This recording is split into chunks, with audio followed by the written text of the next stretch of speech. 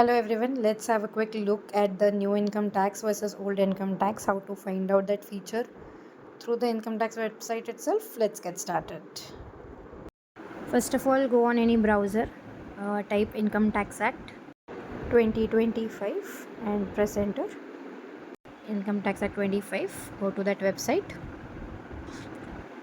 This site.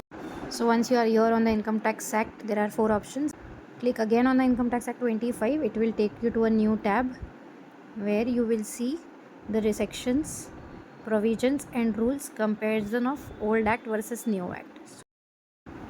So here I am selecting rules 1962 versus 2026 rules.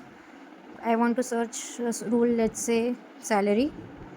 That time if I search here in the old act and select any one rule, and it will show me corresponding parallel rule of new act, which is a very useful and beautiful feature.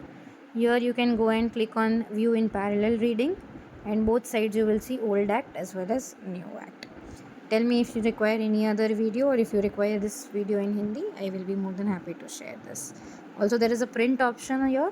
You can just go and do on print. You will get a PDF format or even a physical printout if required, which you can use for further reading or even to share to anybody. Thank you.